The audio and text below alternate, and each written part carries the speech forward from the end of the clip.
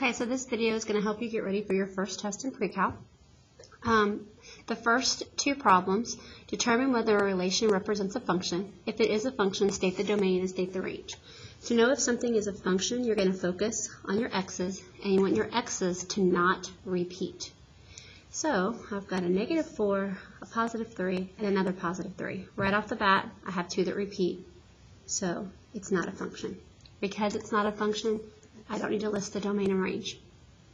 Number 2, I'm going to go look at the x's again. 6, 3, 2, and 11. So this time it is a function.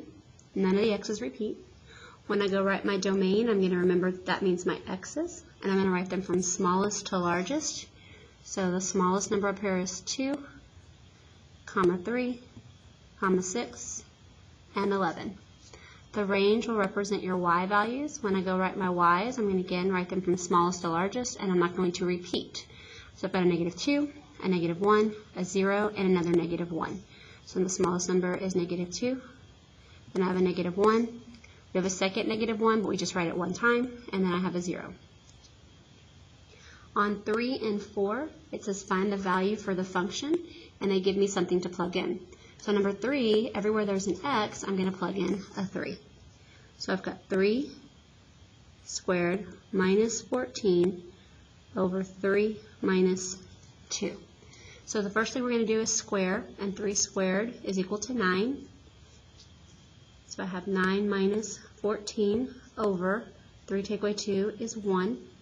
9 minus 14 is -5, and -5 divided by 1 is -5. So number 3, the answer is -5. On number 4, we're going to do the exact same steps, but this time we're plugging in a -2. So where I have this x squared, I'm going to plug in a -2. Notice that the squared goes outside, and I put the -2 in parentheses. -3, parentheses, -2, plus 4. Again, order of operations, I'm going to square first. A -2 squared is a +4. And then I've got a -3 times -2. So -3 times -2 is going to give me a +6 plus 4. 4 plus 6 is 10, plus 4 more is 14. On 5, 6, and 7, they're asking you to find the domain of an equation. And we had two things that we had to look out for. We said that we could never divide by 0, and I could not take the square root of a negative number. So on number 5, there's no division, and there's no square root. If neither one of these are occurring, your answer is all real numbers. Sometimes we write it like this, and sometimes we write it like this. They both mean all real numbers. Number 6, there's division. And I just said I can never, ever, ever divide by 0. So when you have the division problem on your test, you're going to take the denominator, and you're going to set it equal to 0. And I'm solving for what it cannot be. So if I asked you to solve this, you'd add 16 to both sides, and then you take the square root, and you get plus or minus 4. That means x can be everything but +4 and everything but -4. So that means my x's can be everything but plus or minus 4. That's one way to write it. Another way to write this exact same statement is to say that I can go from -infinity to 4, or -4. And then I can go from -4 to 4. And then I can go from 4 to infinity. This statement means exactly what this says. It says I can be everything but -4 and everything but +4. These are identical. On number 7, they're taking the square root, and we can never take the square root of a negative number. So we take what's under the square root, and I set it less than 0, because that would be negative. I'm going to subtract 5. And then I'm going to divide by -1. When you divide by -1, we get 5, and I have to remember to flip the symbol. Remember, this is what it cannot be. So if it's not greater than 5, then your domain is less than or equal to 5. On 8 through 11, it asks you, given the functions, find the requested function and state its domain. So on number 8, they want me to take function f and function g and subtract them. So 5x minus 2 minus 3x minus 3. So I'm going to subtract the x terms first. So 5 take away 3 is going to give me 2 x's. Then I'm going to subtract my 1's. Negative 2 minus a negative 3 is going to change to negative 2 plus 3, which is going to be a plus 1. On number 9, they want me to add the h function and the j function. So 2 minus 3x plus negative 6x plus 2. Again, I'm going to combine my x's, so negative 3 and negative 6 is going to give me negative 9x's. And then I'm going to combine the 1's. I have a positive 2 and another positive 2, which is going to give me a positive 4. Number 10 wants me to multiply the functions k and m. This is when we FOIL, so I have 5x to the third minus 1 times 2x squared plus 1. So 5x to the third times 2x squared is going to give me 10x to the fifth. 5x to the third times 1 is going to give me 5x to the third. Negative 1 times 2x squared is going to give me a negative 2x squared. And a negative 1 times a positive 1 is a negative 1. If you can combine like terms, you do. None of these are like terms, so it stays as is. 2x to the fifth plus 5x to the third minus 2x squared minus 1. Number 11 wants me to take p and v and divide them. So the square root of x divided by 7 minus x, 7x minus 6. For this particular problem, because there's division, I have to remember that I cannot divide by 0. So I have to remember to also state the domain cannot equal 6 over 7. The domain for all of these are all real numbers. On 12 through 15, I'm going to use this graph to answer some questions. So number 12 says, is f of 1 positive or negative? Remember, when we're doing these, the number inside is the x and the number outside is the y. So they want to know when x is equal to 1, so here's x equal to 1 on the graph, is the y value positive or negative? It's negative. Then it wants to know about 5 over 2. Well, 5 over 2 is the same as 2.5. So 2.5 is about right here in the middle. I go up and I hit the graph. That one's positive. Number 14, for what number's x is f of x equals 0? So they want to know what are the x's when your y's are equal to 0. So y is equal to 0 right there at 1/2 or 0.5. And y is equal to 0 right here at 2. And that's it. So it's when x equals 1/2 and when x equals 2. They want to know what are the x-intercepts. They happen to be the exact same numbers. So 1/2, comma 0 and 2, comma 0. 16 and 17 are asking me about intervals, increasing and decreasing. When they ask you about intervals, it means both of these are x's. It's not an ordered pair. They're both x's. So if my x is going from negative infinity to negative 5 over 2. We just said negative 5 over 2 is negative 2.5. So from negative infinity all the way to negative 2.5, am I going up or down? When we read from left to right, and it appears that I'm going up, so this would be increasing. The next interval they asked me about is from positive 5 over 2.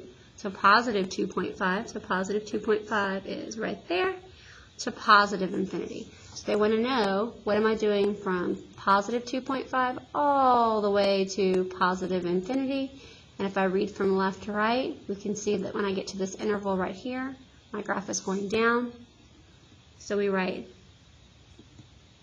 decreasing. Okay. On 18 and 19, they're asking about increasing and decreasing again, but they're also adding this word constant. Constant is when your graph or your interval just goes horizontal like this. So on 18 and 19, they're asking me to write the intervals. So on 18, they want to know where on this graph is it increasing. So I'm going to say it's increasing from here to here. So that interval would be from negative infinity to 2, negative 2. And it's also increasing in here, from positive 2 to infinity. They want to know where it's decreasing. The only place it's decreasing is in between -2 and 2. And it's not constant at all. There are no horizontal lines. On 19, we're doing the exact same thing. They're asking about increasing first. So it looks like I'm increasing right here and right here. So I have 2 intervals again. Remember, we're just going to list the x's. This one's going to have a bracket because it's a closed circle and it's a beginning. So it's going to start increasing from -6 all the way until we get to 1, 2, 3, -3. -3 is a turning point, so we're going to use parentheses. My next interval is going from 3 to 4. They're both turning points, so we want parentheses, not brackets. Looking for my intervals that are decreasing. It looks like I just have this one in yellow right here. And we're decreasing from -3 to -1. And then they asked me about where I'm constant. I'm going to be constant in 2 different spots. I'm constant right here in purple and right here. So again, we're just listing the x's. So this is going from -1 to 3. And I'm also going to have a constant between 4 and 6. 6 is the end of my graph, so it's a bracket because it's not a turning point. On 20 through 23, they want to know if the function is even, odd, or neither. Remember, something is even if you can fold it on the y, and something is odd if you can fold it on the origin, which was when you do your double flip. Flip on the x, flip on the y. Okay, so on 20, if I were to take this piece of the graph and fold it over the y-axis, would it lie on this piece right here, this little piece that I did not highlight? No. If I were to take this yellow piece and fold it over the y, and then again on the x, would it lie right on top of this? No, it would not. So this is a neither. Okay, let's look at one that does do it. This right here is my y-axis, and if I were to take the right-hand side that I highlighted in yellow and flip it over the y-axis, would it lie on top of this side here? Sure. And because you can fold it on the y, we're going to call it even. Okay, I'm going to take the right side of my graph here again, and I want to know if I were to take this yellow part and fold it over the y, would it land on top of this? No. But if I were to take this yellow part, fold it over the y, and then fold it again over the x, if I were to double flip, would it lay on top of this? So if I flipped it over the y, it would look like this little purple piece. And if I flipped it again over the x, hey, it does. It lines up right on top of it. So this is called odd, when you can do a double flip. Number 23, here's my y-axis right here. And I want to know, could I take this right side of the graph and fold it over the y, and it land right on top of this perfectly? So if I were to fold it over the y, it would be right here. So that's a no. If I were to fold it over the y and then the x, it would be down here. So this is another neither.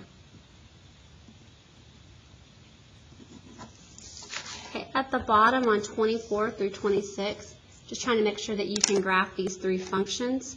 The cube function is the one that goes through 0, 0, 1, 1, and -1, -1. The right arm goes up and the left arm goes down. The y equals x squared goes through 0, 0, 1, 1, -1, +1, and it makes that parabolic U-shaped like that. The square root of x has a point at 0, 0, 1, 1, and 4, 2, and it curves up and to the right. And on your test, this is going to be more of a matching thing, kind of like your quiz. All right, so on the second page, it's again about matching. Pardon me. This graph right here is your reciprocal function. This is the 1 over x graph. This graph right here looks a lot like the cube, but it's sideways. This is our cube root function, the one that looks like this. This one right here, it looks a lot like the square root, but it doesn't start at 0. It actually touches right here at 1. This is our log function, and the equation is also log of x. The v is your absolute value function. Notice there's a V in the word absolute value, and it's the one that looks like this with the lines. The one that starts at 0 and also curves slowly up, this is your square root function. And it's the one that looks like this. And this last one right here, this is our square function. Sometimes it's called the quadratic, and the equation looks like that. All right, on 33 through 34, we're asking about is it a function or not, and then I'm just asking to use a little bit of information about each graph. So if it passes the vertical line test, it's a function. Passes, passes, passes, passes, passes. So this is a function. Remember, your domain goes from left to right. So this looks like it only goes as far as 0 to the left, but it goes up forever on the right. So my domain is going to go from 0 to infinity. My range goes down forever and up forever. So it's going to go from negative infinity to positive infinity. Anywhere it touches an axis, it only touches the x at 1, 0. And then I want to know, is the symmetry? Is it symmetric to the y, the x, or the origin? Well, if I flip this over the y-axis, there's nothing over here, so it can't be even. If I flip this top piece over the x, it would look like this. So it doesn't line up. So this is definitely going to be a neither or a none, because I could use either word. All right, so this function, this graph, I want to know if it's a function first. So it passes, it passes, it passes, it passes, it passes the vertical line test. The domain, it's got arrows on the end, so it goes left and right forever. So it's all real numbers. We can write it either of these ways. The range, it goes from negative infinity all the way up to 1. But 1 is actually included. Another way to write this is y is less than equal to 1. So you might see it either way on the test. Know them both. Everywhere it touches an axis, I touch it 0 and I touch it 2. So I touch it 0, 0 and 2, 0. And just like a second ago, if I were to take this right side that I highlighted in yellow and fold it over the y, it would not land on top of this. If I were to fold over the y and the x, it still wouldn't land on top of this. So this is, again, is another neither / none. All right, so to get ready for your test, you want to work this review again. Print out another one if you need to. Study using your Quizlet from Google Classroom. You can also look over all your homeworks. I've returned them all. See the ones you missed. See if you can figure out what you're doing wrong. Good luck. I hope you do well.